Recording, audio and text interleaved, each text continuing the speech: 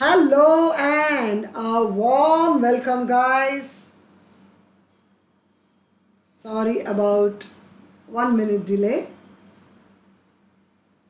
Hello, Miss Malati.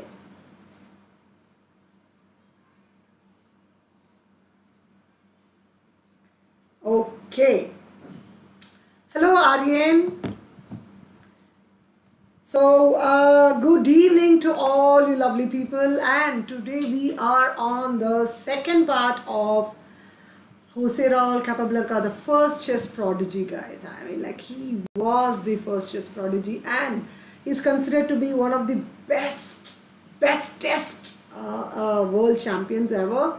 He was considered a chess genius. I'm not even sure if anyone is considered a chess genius at his level. Okay, there were a lot of geniuses like Kasparov or Carlsen or Bobby Fischer. Everyone was considered a genius or a prodigy, but the kind of the level of genius that Capablanca showed was way too high, and he commanded the prize of all his opponents, all his world champion contender opponents. So we will be looking at another episode about Jose Raul Capablanca, the Cuban prodigy, the Cuban world champion. And this is me, Vijayalakshmisubbaraman, who will be talking about my favorite Capablanca. Yes, so after yesterday's session, in fact, I had a bad sleep because somehow Capablanca's thoughts was really haunting, and I did a little more research on his career, on his life, and I got to learn few more very interesting facts, and some of it which we will be seeing today. We did see that he started when very young, when he was 4. Thank you, Aryan, that's very sweet of you. Yes. He was an world champion for 6 years. That is from 1921 to 1927. 6 years he was the world champion. And mind you guys, he would have become an world champion much earlier. Probably by 1913, he wanted to have a match with the then world champion Emanuel Lasker, who is the second world champion, the second official world champion after Wilhelm Steinitz. Lasker became the champion in 1894, and Capablanca wanted to have a world championship match with Lasker, but Lasker had lots of conditions which was not acceptable to Capablanca. And then by the time they were negotiating, the World War I came, and from 1914 to 1918, yes, it was World War time. So there was no time for the World Chess Championship because there was the World War. So after 1918, again they started on the negotiations, and by 1921, Lasker at last agreed because he had no options left beyond that, and the Cuban hero was able to get the World Championship conducted in Cuba, Havana, where he was born. He was able to get the funds, and he had the World Championship negotiated at Cuba, and he played the championship, and boy, how did he play. But before that, we are going to be seeing some more of his other things that he did, some really amazing things that he did. Well, first we will be seeing about his game against Marshall. Hello, Professor Raman. Good evening to you too. So this is the game that was held between Jose Raul Capablanca and Frank James Marshall. Yes, the last evening, the last game that we saw was Marshall's game. So we will be seeing one more of Marshall's game. Why am I showing this game? Because of the fact that the Marshall's Gambit, as it is so famously known, was employed for the first time in this game. And what more, guys? What more? It was a secret weapon of Frank James Marshall. He kept it as a weapon for almost 4 years. He never played it anywhere. He kept it as a secret weapon to be played only against Capablanca. And let's see what happens here. This was in the year 1918 New York Manhattan Championship. Capablanca is white, Marshall is black. Knight f3, knight 6, bb5, a6, ba4, knight f6, castles, bishop e7, rook e1, b5. This is the Rylopus variation, and castle c3. And now d6 is main line of the Rylopus variation, and Marshall plays d5. Bam! Bam, guys! And suddenly Capablanca is thinking, oh my god. But okay, still there are a couple of variations. So maybe he thought that maybe, Marshall is doing something. Maybe he just slipped his hand or something like that, and he plays ed5. After knight d5, Marshall goes on to give his pawn for the first time ever this variation was played. So knight on e5, rook on d5. Yes, now we do play c6 because that is the improvement. But then at that point of time, since Marshall had played it for the first time, he had analyzed this position and he played knight f6. So rook e1, bishop d6. And you can imagine the condition of Capablanca here in this position, guys, because he was playing this kind of a position for the first time, and he is not an opening connoisseur, and he is a genius, so he is supposed to find all the moves, and boy, he did find all the moves. So after bishop d6, h3, because the idea is very simple here. Now if, for example, I'm going to give a pass move like this, bishop into h2, king into h2, then I play knight g4 check. If king g1, then we just play queen h4. Lots and lots and lots of attack, guys. Yes, so that's what this variation is all about, and that's what Marshall was trying to do. So he played bishop d6, and Capablanca, who is generally considered an extremely fast player, extremely fast player, played a very slow game in this game, but he played the best possible moves here. Knight g4, h into g4 is not possible for the same reason as queen h4. So queen f3, queen h4. Black is ready with the sacrifice, and not sacrificing his knight alone, he is ready to give the rook on e8 as well.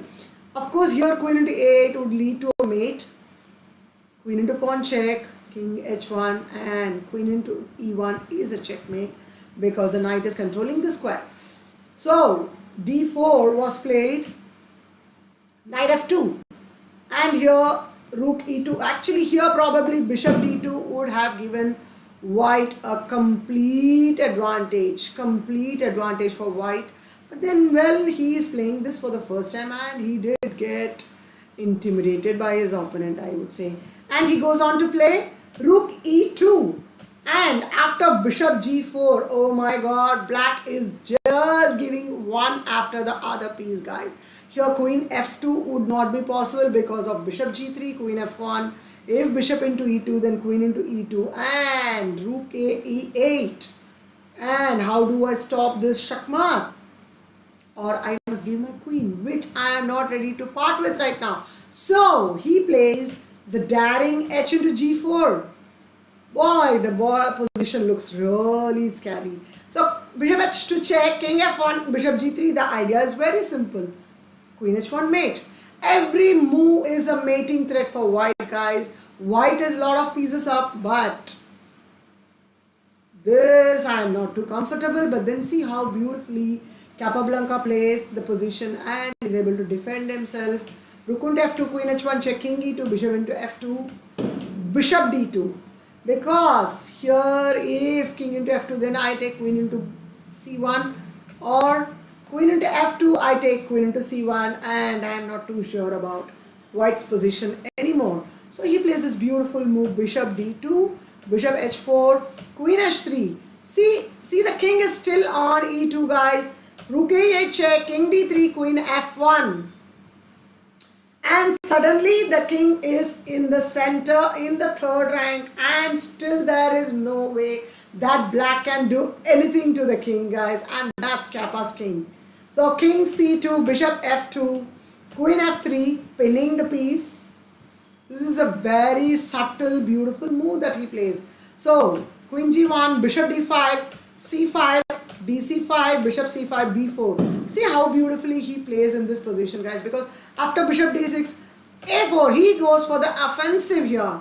a5, ab5, not at all scared about this king. He has managed to convert his king into another piece.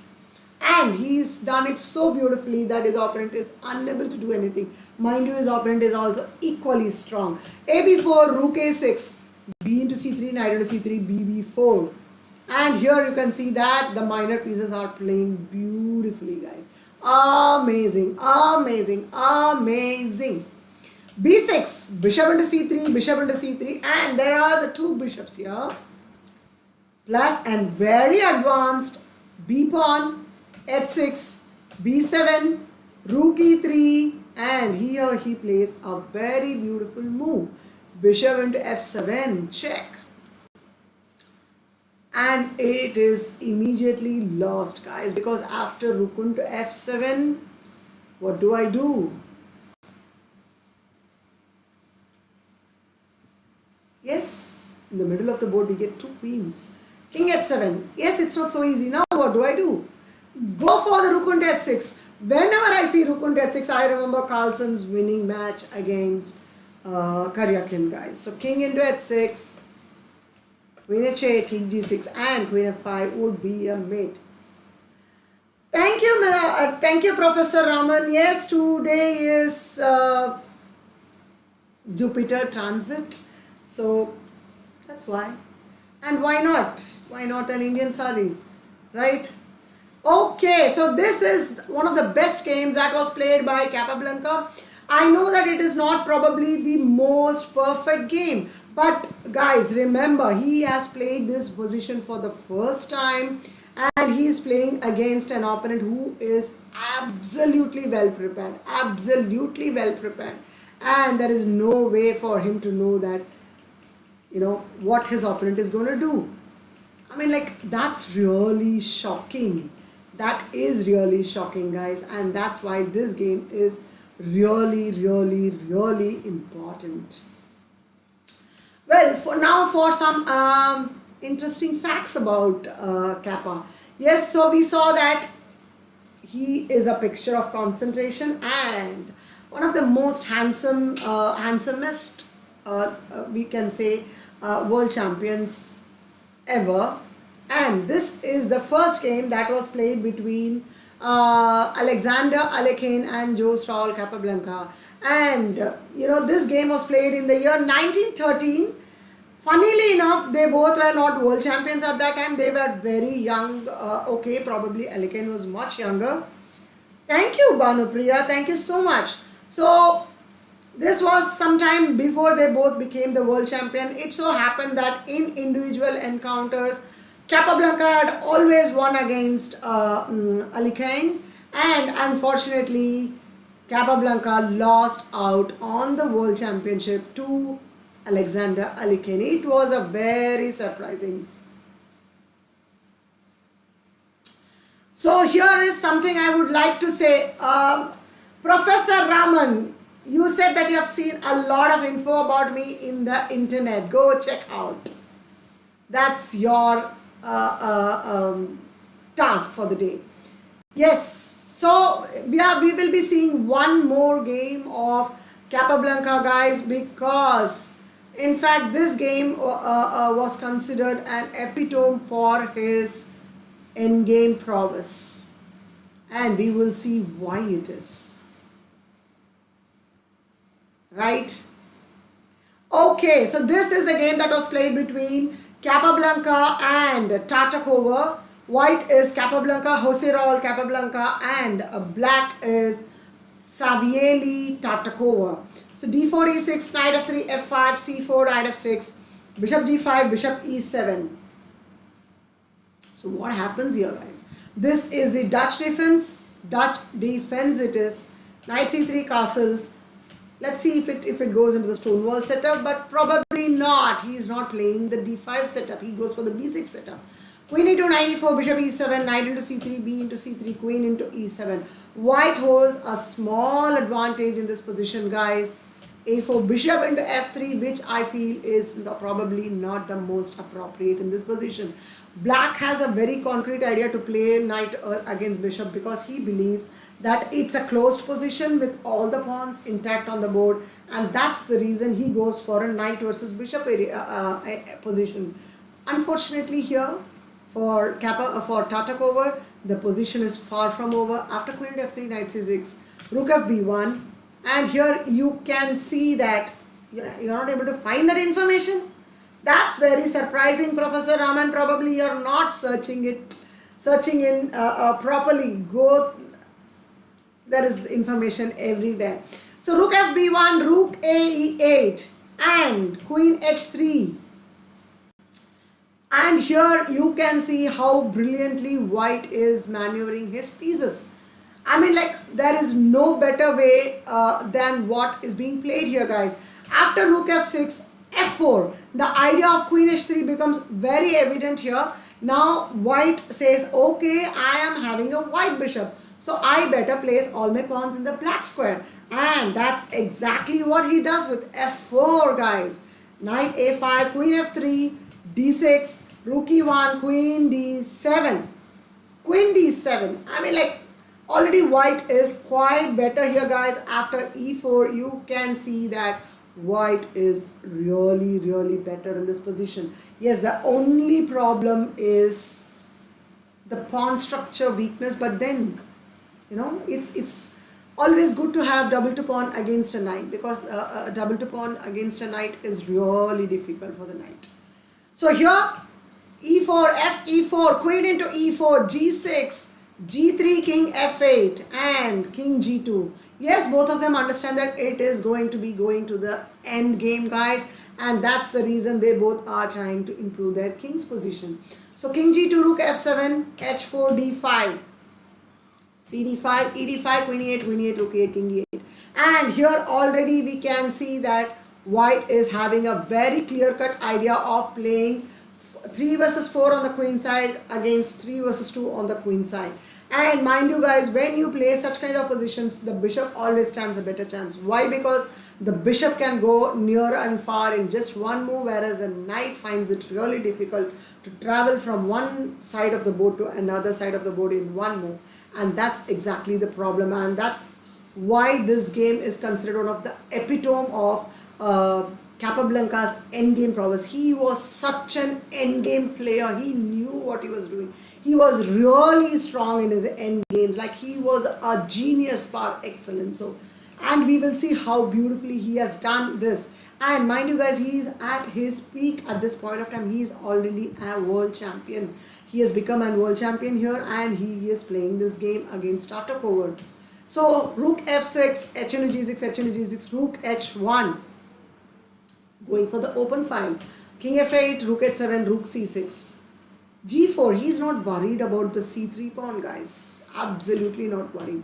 So g5, and going and trying to pin the weakness here down to, you know, he has marked it. He has said, okay, this is a weakness, a permanent weakness. And after knight e3 check, king f3, knight f5. And this is where I really like this idea. So here he plays bishop into f5. The idea is very simple, guys. He says, I have a fantastic pawn on G file, and I am just going to promote it. And with each and every move that I push the pawn becomes extremely strong. And in fact, there is one of his quote to this effect also. He says a pawn can be weak or strong, can be isolated or not. It really doesn't matter as long as it is in one position. As long as it is static, the pawn can be termed as weak or strong or whatever the position decides. But as the pawn keeps moving ahead, you know, as it nears to the end of the board, the pawn becomes really strong. And there is no two ways about it, guys. So bishop at f5, g into f5, king g3 goes for sacrificing the pawn. Oh my god, see his understanding, guys. At that point of time in 1924, he played such brilliant endgame. He's just sacrificing his pawn, knowing that he is going to get the better of the position. And if you see here, g6, he is sacrificing one more pawn, all for his king's activation. Yes, king f6, king g8, rook g7 check, king h8, rook into c7, and suddenly you will see that the reason behind all his sacrifices, he has a very clear-cut plan of going for all the pawns in this position, rook e8, king into f5. Now suddenly black is losing all his pawns. So rook f4, king e5, g7. Because here on rook into g7, I think we can just go ahead with rook into g7, king into g7, king into d5, and it is winning, guys. Yes, yes, yes. So g7 he plays king g8, rook into a7, rook g1, king into d5, rook c1, king d6, rook c2, rook c2. Black has nothing else to do, guys. So d5, rook c1, rook c7, rook a1, king c6, rook into a4, d6. And here black decided to give up the game because it was impossible, guys. It was just impossible to continue anymore, and he decides to give up. And here I would like to show this. We must remember, chess players should acquire knowledge of the three phases: opening, middle game, and the end game. Of all the three, it should be done equally and not pay excessive study to anyone, because I see most of the people nowadays are concentrating only on the opening. That should not be the case, guys. Who better to know it from Capablanca the Great? So he has told very clearly it is essential for us to learn all three parts of the game very equally. In the opening, yes, development must be sought and the pieces placed in a natural position where they will maintain the maximum of usefulness. In the middle game, the pieces should not be transferred to places from which they cannot easily return to another part of the field. And that's exactly what happened in this game, guys. The knight was not able to travel back in time. In the end game, time saving is the essence of the play. Oh my God, how much of truth. There is so much of truth in what he has said, guys. And it is very, very, very relevant to our days today. You know, even now when we are playing chess, these are the most relevant points, guys. I think we should follow all these points. One more time, I'm going to say this. Chess players should acquire knowledge of all the three phases, that is the opening, middle game, end game, of all these three phases of the game equally, and not pay excessive study to any one. In the opening, development must be sought and the pieces placed in a natural position where they will maintain the maximum of usefulness. In the middle game, the pieces should not be transferred to places from which they cannot easily return to another part of the field. In the end game, time saving is the essence of the play. What relevance to our to this day, guys. I mean, unbelievable. That's unbelievable. I mean, like, it's just too good and so relevant, and we should follow this point, guys. So I think I'll be needing one more class for Kappa, because we still have not seen his romance, guys. So that's what we are going to see tomorrow. The famous love story of the Cuban world champion with a Russian princess. So that's what will be the third part of this supposed to be one series. Okay, we are extending it for 3 series. So I will be seeing you all tomorrow at 9 p.m. So have a wonderful weekend. Yes, what is it? Yes, Professor Raman, I didn't see. Yes, what do you want me to answer, Professor? Yes, I am married. I have a son. Of 11 years who will be turning 12 this November 25. So that's my info. For any further info, please go check out Google, because you will have all the information. I am sure you can find Wikipedia link as well. So that's about it from me, guys, and I will be seeing you all tomorrow at 9 p.m. probably in a different attire, right? So thank you so much. Good night, Miss Malati. Thank you so much for joining in. I'm supposed to be saying please like, share and subscribe, because I keep forgetting that, you know, I am new to OBS, I am new to YouTube. So please, guys, remember to like, share and subscribe, and love Kappa, really love. I wish I was in his time. Probably I was, I don't know. So it's such a pleasure to talk about him, about his games, about the way he plays, and he was considered to be the fastest player at his point of time. He could see like this, you know. He was a Thanos of that time, I guess. So that's about it for now. I will be seeing you tomorrow, guys, at 9. Have a wonderful weekend, and don't forget to tune in at 9 tomorrow. Okay, this is your vijayalakshmisubbaraman signing off. Thank you so much. Bye bye, and good night, and Jai Hind.